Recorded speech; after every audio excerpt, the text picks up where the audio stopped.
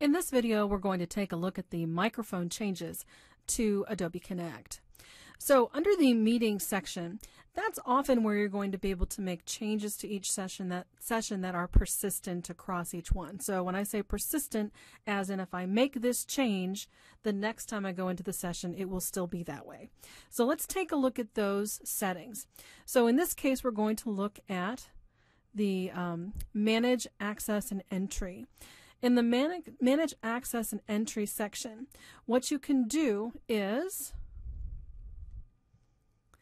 you can use the Auto Promote feature. The Auto Promote feature, which you talked about before, auto promotes participants to presenters. This gives them microphone rights, as in rights for them to go in by themselves and upload presentations, as well as turn their audio on and off. So that's a more inclusive way of allowing students to use this session in ways to allow them to practice presentations, to meet on their own, and to use this as a meeting space. So that's one thing to do. And if I change that, let's go back and look at it one more time. I want to get out of it. If I change that setting, it will be there the next time I go back in. So it's going to stay persistent in this session as I go along. Another one I want to show you that's also persistent, that maybe it has less rights than the idea of using the auto promote, but it still may be useful. I can go into the preferences section and click on audio conference.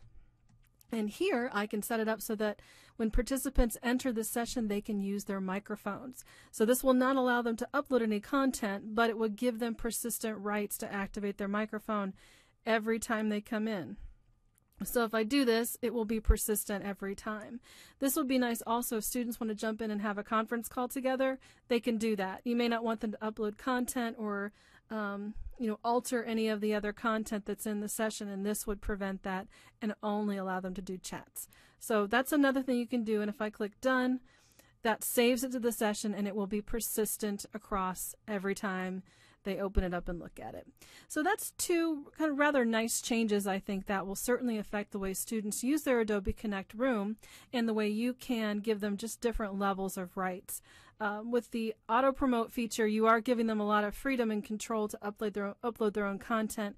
And if you don't want to do that, then that might be something that you want to just say, hey, well, you can get on there and chat, but you're not going to be able to do anything else. So that's your choice as to how you'd like that to work.